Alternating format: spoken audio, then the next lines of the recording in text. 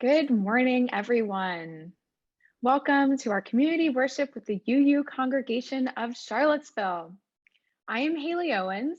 I'm a member of your board, and I'm thankful to be serving as your worship weaver today.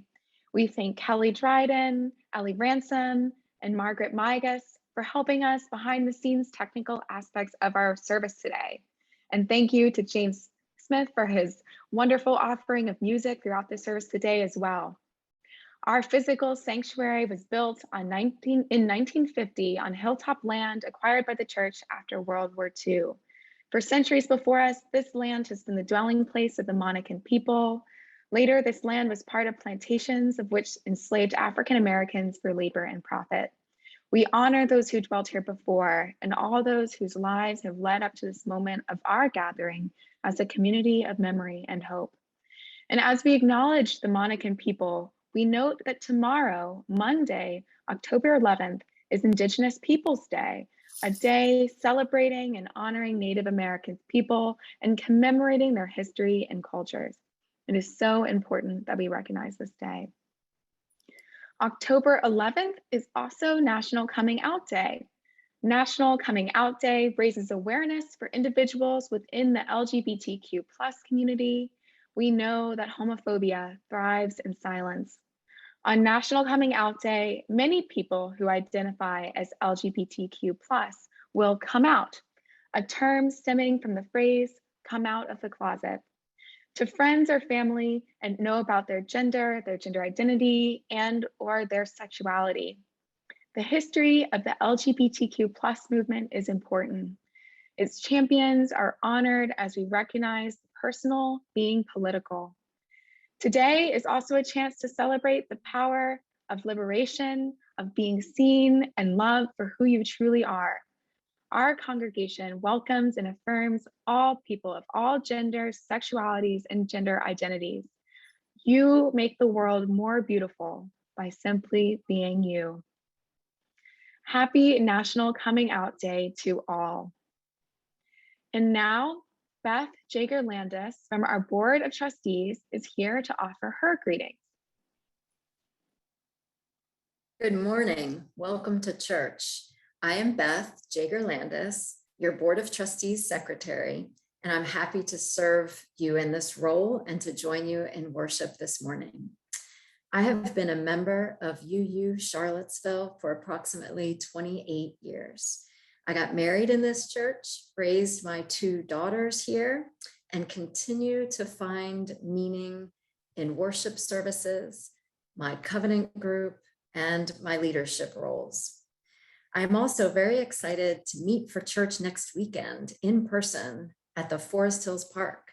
I will be making soup and serving it alongside my longtime friend, Lori Craddock.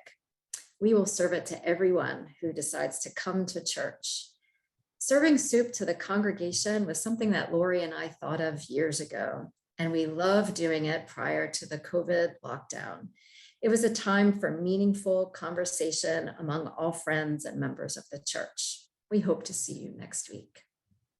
Let us prepare ourselves for worship as I offer these opening words entitled Woven Anew by the Reverend Scott Taylor. Come with your joy, your incurable curiosity, your hunger for hope. But bring to your broken heart, your cracked confidence, your ruptured relationships. Let this today be a place of repair. May the words spoken become webbing, weaving again a path back to wisdom, back to forgotten worth, back to a place of peace, now buried by all the striving, worry, and wounds. May the sounds circling in this space sweep you up like a stream whose currents long to carry you home. And may the common breath, so sweetly shared between us, remind you that loneliness eventually lifts, that we are tethered more tightly than it sometimes seems, that together our hearts can mend and our world can be woven anew. Come, let us begin.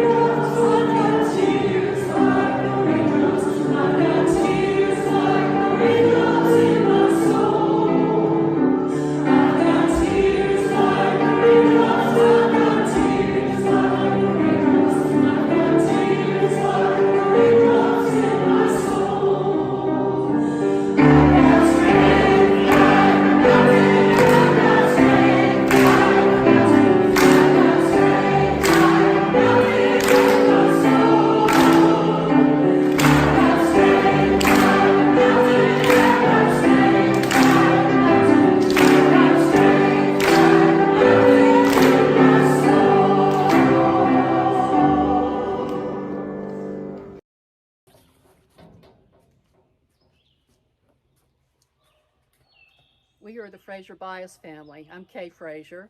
I'm Jude Bias. We've been coming to this church for almost 5 years, and what we love about being a part of this community is that it is welcoming, kind, and caring.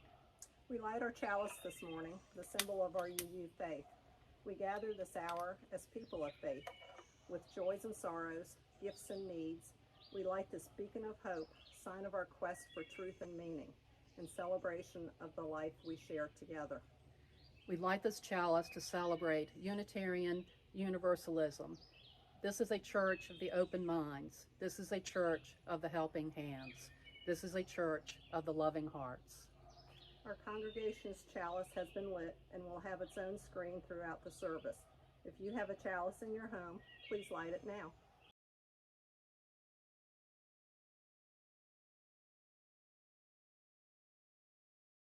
Wind spirits sing above, earth spirit deep below, water dancing with the moon, fire within me. Wind spirit sing above, earth spirit deep below, water dancing, fire within me. Wind spirit sing above, earth spirit deep below, water dancing, fire within me. Wind spirit sing above, earth spirit deep below, water dancing, fire within me. Wind spirit sing above, earth spirit deep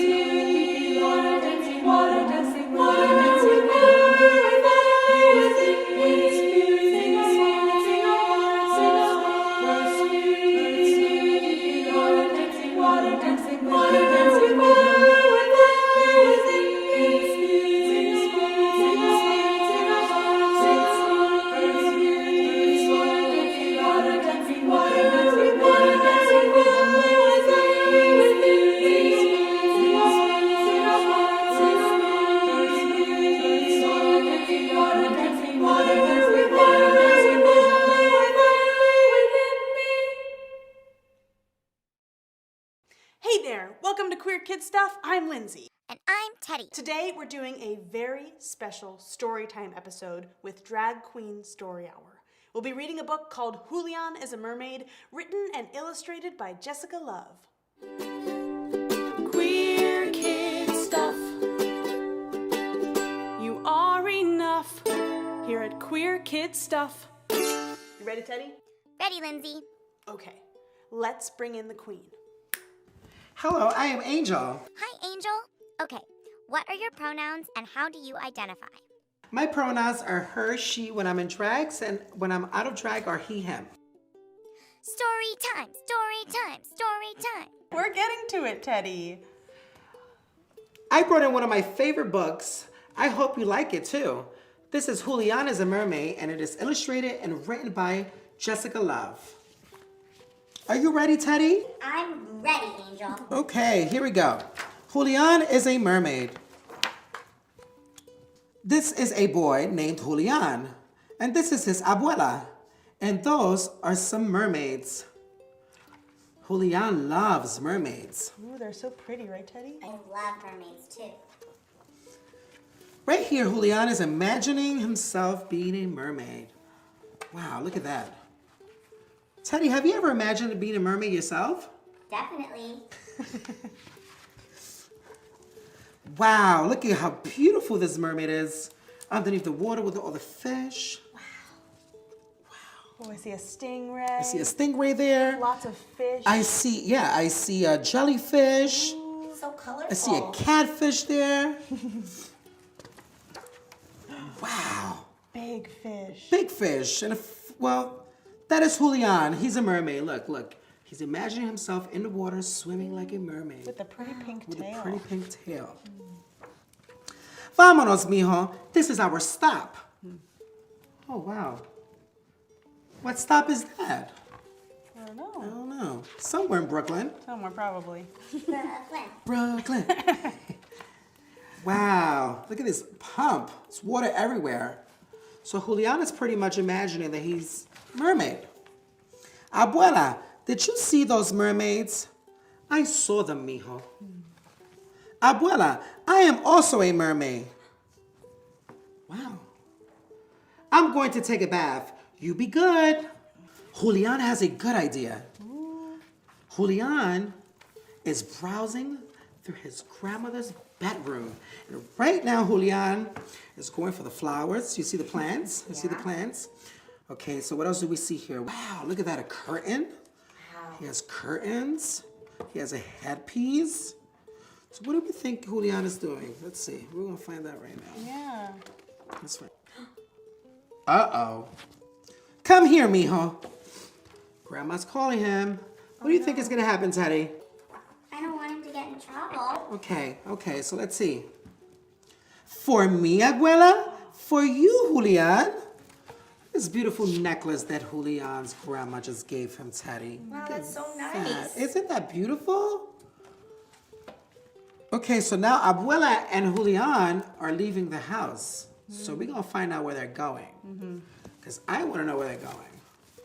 I know there's a parade in Brooklyn called the Mermaid Parade in Coney Island. So let's see, maybe that's where they're going. Where are you going? You'll see, says abuela.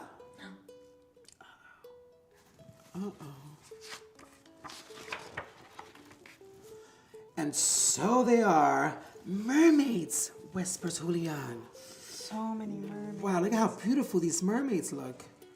All different. Look, we even have a crab here. What? A lobster. What else we have here? We have everything. Look. Ooh.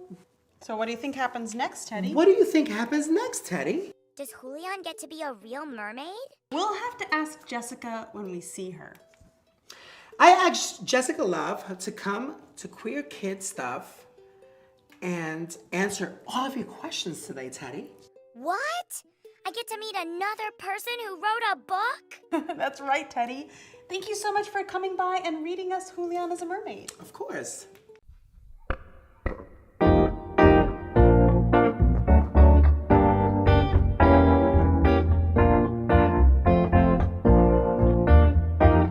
I wish I knew how it would feel to be free.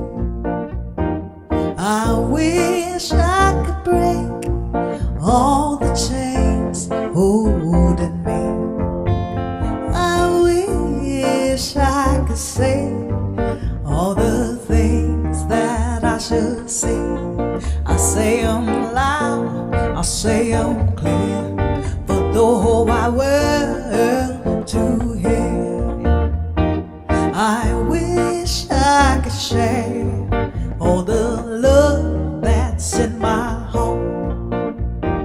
Remove all the bars that keep us apart.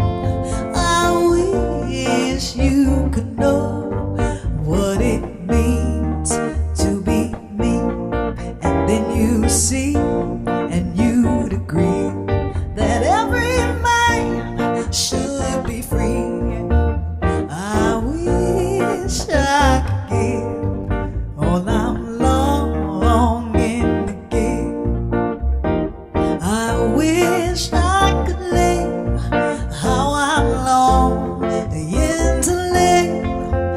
I wish I could do all the things that I should do. And though I'm way overdue, I'll be starting anew, yeah. Well, I wish I could be like a bird up in the sky. How sweet it would be if I found I could fly. I fall to the sun and look down at the sea, and I'll sing 'cause I know, yeah. And I'll sing 'cause I know, yeah. Well, I'll sing 'cause I know what it means to be free. Yeah, I'll sing 'cause I know, yeah. Well, I'll sing 'cause I know.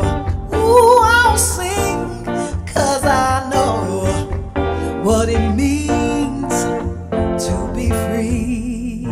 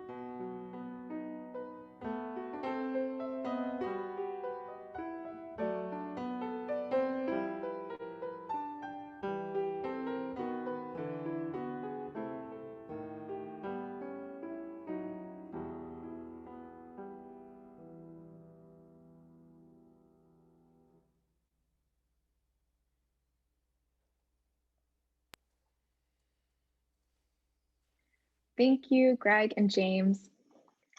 And now let us contemplate our own practices of abundance, of gratitude, and of generosity.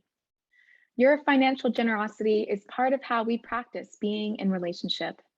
This is a perfectly imperfect community with lots of growing and learning that we can do. Here is an opportunity to practice your unconditional love, your belief in redemption and growing together. When you invest in this community with your money, heart, and time, you open up all those possibilities for continued growth and transformation. I also want to remind you that we are collecting donations for impact through the 19th of October. If this is something that you can designate through Breeze, and we appreciate your support for our congregation's justice work. Some of you have pledged and have automatic donations made each week. We honor that. And some of you pledge annually. We honor that. So for those of you who this time right now is for those of you who like to give online, this is your opportunity to do so. There are so many ways that we give and receive gifts in this community, and our board and staff are dedicated to stewarding all of our gifts well with mission and vision. Together, we build the future of our congregation and our larger community, and I am thankful we are on this journey together.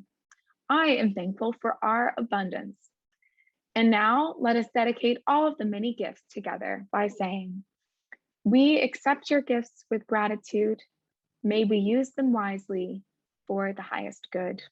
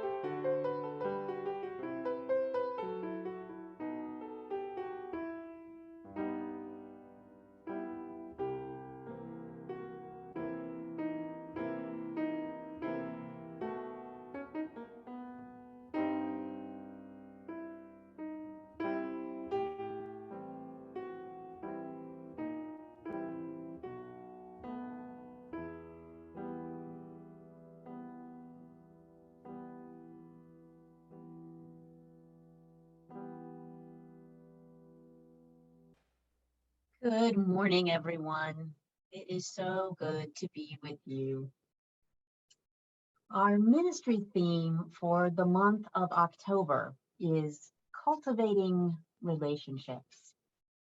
This theme follows last month's Embracing Possibilities with the intention of 1 month connecting to the next on our journey together through the church year. As we embrace possibilities, may we find that there are relationships to be cultivated. And as we think about relationships, I invite you to call to mind now the people throughout your life who have helped shape you in ways both positive and negative as these realities coexist for us all.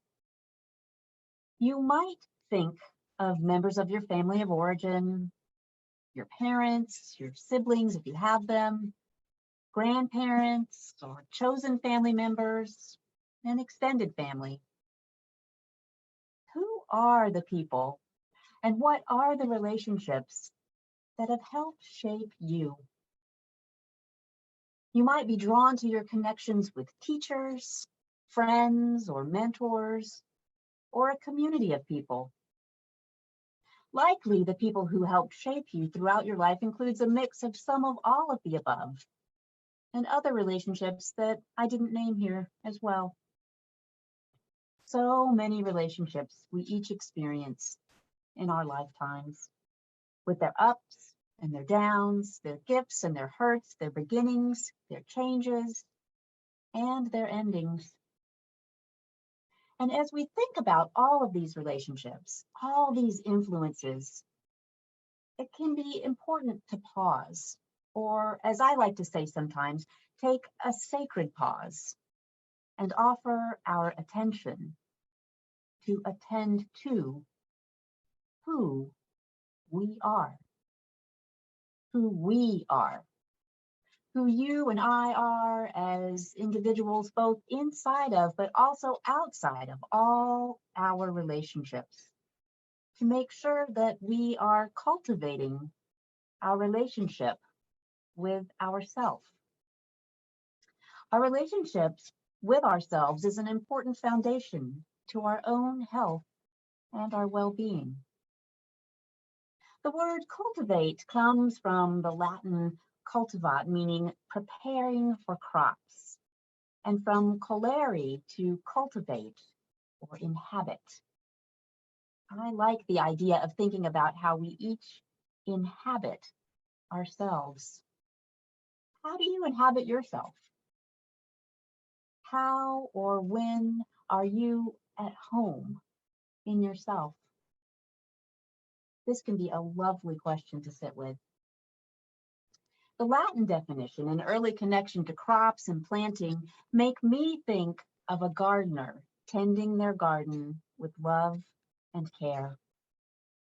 So this morning, as we explore cultivating relationships with ourselves, I invite you to embrace the possibility of seeing yourself as the gardener of your own soul.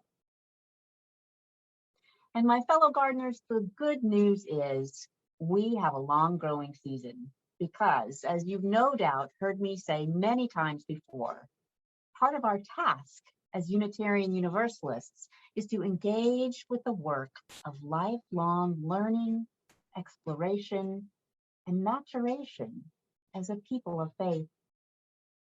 I also like this metaphor of tending our gardens because we can all relate to the cycles of the seasons and the cycles of our own lives, times in which our lives are rich with growth, as well as times that feel barren. It can be easy to forget the importance of these fallow times, yet these are important seasons of rest so that we can prepare and be ready for new things as the wheel of the year in our own lives turns. Our UU faith tells us that we all have the capacity to change and adapt and grow, perhaps even be transformed throughout our lives. While some parts of us may seem to stay the same, as we mature and as we have more lived experiences, as we have more joys and sorrows to integrate into our beings, it is good to take a pause, to take a sacred pause and do a deep check-in with ourselves. We need this, hopefully, in order to gain some self-awareness, insight, and perspective, all of which are part of cultivating a relationship with ourselves. It is good to pause and ask, what is nourishing me in my life these days? And what in my life is helping me grow as a person into my wisest self or my most authentic self? There are many wondering questions we can ask and reflect on to cultivate a deeper relationship with ourselves. Some are, I wonder why I did that, whatever your that is. Or, I wonder what's underneath what I just said or felt. Or, I wonder what pattern of behavior is at work here. So many questions to get curious with ourselves about as we deepen, as we tend, as we take care of our relationship with ourselves. Our opening hymn this morning affirmed that we each carry a multitude of feelings and experiences within us. Peace like a river, joy like a fountain, love like an ocean, pain like an arrow, tears like the raindrops, and strength like a mountain. Strength like a mountain in my soul. And as we face the ongoing challenges of being alive right now, I know I feel all these things and more, and I'm guessing you might too. I have a colleague who uses the mantra, "It's a lot." She says, "It's a lot" as a way of being in relationship with herself and simply reminding herself when she's feeling overwhelmed or tired or scared or whatever that, well, it's a lot. She gives herself permission to notice. She notices. It's a lot. And to name this and to be with whatever feelings arise. You might have a phrase or a saying that brings you comfort or helps you stay connected to yourself during difficult moments. Or maybe now you'll be moved to create one. And if you want to use "it's a lot," please do. Having a phrase or a mantra can be helpful.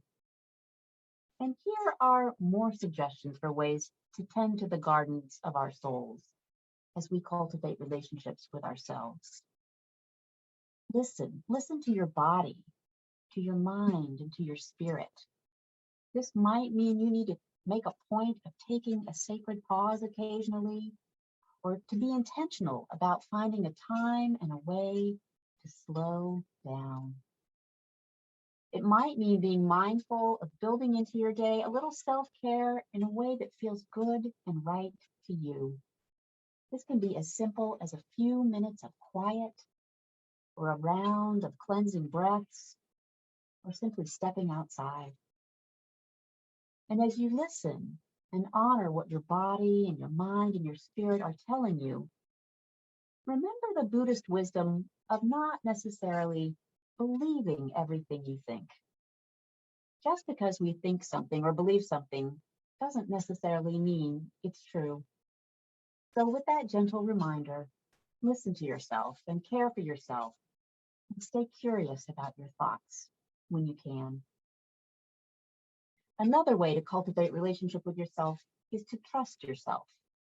It sounds so easy, yet it can be so hard for so many of us. Trust yourself and the inherent worth you and all of us were born with. You don't have to earn inherent worth. It is yours. It is a birthright. In the ups and downs of life, it can be easy to forget or doubt our own inherent worth and dignity. We remind ourselves of this every time we affirm our first UU principle of honoring the inherent worth and dignity of every person. And at the same time, check yourself and your privilege. By this, I mean, pay attention to your own ego and notice how and where you show up in the wider world. As our UU youth like to say, be sure to both take space and make space. Notice where you take space, where and how long you talk, how you use your personal power, and where your privilege manifests. Notice where you can make space by allowing the voices of others to be heard, perhaps instead of yours, and where you can center people who often find themselves on the margins. How you can use your privilege to make space for those whose lives and lived experiences are oppressed. There can be great wisdom and beauty in choosing to be humble, especially if you are part of the dominant culture. And of course, another way to cultivate relationship with yourself is to try new things and to develop new understandings. And as you notice your own growing edges, stay there as best you can and challenge and support yourself so that you can continue to grow. For those of us from the dominant culture, seeing our work as the need to deepen our understandings of how to be anti-racist and anti-oppressive and multicultural is truly a wonderful way of cultivating relationship with ourselves and ultimately helping do the work of getting us all free. And part of trying new things can also be letting go of that which no longer serves us. Taking the time to reflect and then act on this can be life-changing. When was the last time you asked yourself, what is no longer serving me? Another important component in cultivating a relationship with yourself is to notice who you are giving your attention to. Think back to the relationships you brought to mind earlier this morning when we were thinking about the people who have helped shape us. Who do you listen to? And who influences you? Our story this morning, Julian is a Mermaid, showed us how important it is to surround ourselves with people who really see us, people who get us, people who help us tend the garden of our souls like Julian's abuela. And if, as you reflect, you don't have people in your life right now who are affirming of you, notice that. You might want to cultivate some different and new relationships in your life with those who will support you in being your true, wonderful, full, and authentic self. When our daughter Anew was in high school, we began saying something to her on a regular basis, particularly when she was about to go do something out in the wider world. We wanted her to test her wings and at the same time feel strengthened by her roots.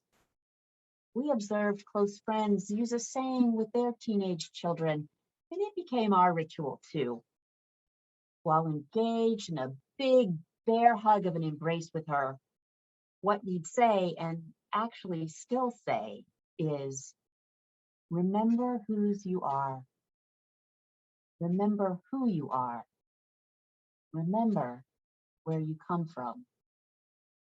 We still say this to her, even as a 21-year-old, and she actually says it right along with us. It's part of who she is. What do we mean when we say this? Well, this is what I mean, and I invite you to take it in as a blessing for yourself right now. Remember whose you are. Remember that you are part of something larger than yourself, the spirit of life and love that holds us all. You are part of loving communities and circles of beloveds, including this congregation, that are helping you be your best self. Stay true to this.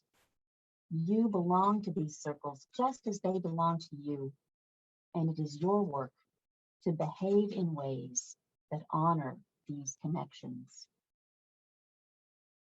Remember who you are. Behave in ways that honor yourself. Treat yourself kindly and well, and expect this type of treatment from others too. Be clear with yourself about what you value. Live in ways that reflect what matters to you. Take care of your precious self. Stay true and allow yourself to change and grow throughout all of your life. Remember where you come from. You are part of a long line of ancestors who have brought you to this day. Honor these relatives, friends, mentors, teachers, people, and creatures who have loved you into being and helped guide you through the beautiful, messy, and hard times of your life. Acknowledge the journey that has brought you to this day. Remember whose you are. Remember who you are. Remember where you come from. May it be so. And I close with the words of Derek Walcott, and I wish what he describes in his poem for all of us. He writes, "The time will come when, with elation, you will greet yourself arriving at your own door, in your own mirror, and each will smile at the other's welcome and say, 'Sit here, eat.' You will love again the stranger who was yourself. Give wine, give bread, give back your heart to itself, to the stranger who has loved you all your life, whom you ignored for another, who knows you by heart.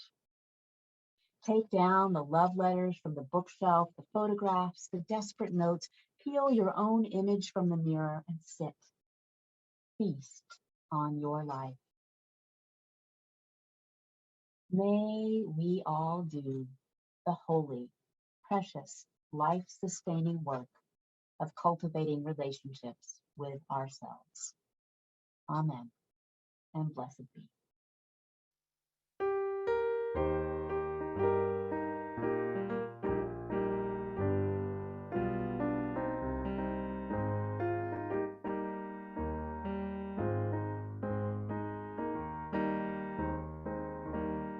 There's a river flowing in my soul. There's a river flowing in my soul, and it's telling me that I'm somebody. There's a river flowing in my soul. There's a river flowing in my heart. There's a river flowing in my heart, and it's telling me that I'm somebody. There's a river flowing in my heart. There's a river flowing in my mind. There's a river flowing. There's a river flowing in my mind. There's a river flowing in my mind. And it's telling me that I'm somebody. There's a river flowing in my mind. River flowing in my mind. There's a river flowing in my soul. There's a river flowing in my soul. There's a river flowing in my soul. Flowing in my soul. And it's telling me that I'm somebody. There's a river flowing in my soul. Flowing in my soul, yeah. There's a river flowing. There's a river flowing. There's a river flowing in my soul. River flowing in my soul. May we go forth from this place and time, thankful for the life that sustains and renews us, and open to the grace that surrounds and surprises us. Our chalice is extinguished, but not the light of truth and the warmth of love. These we carry in our hearts until we meet again. Amen, and blessed be.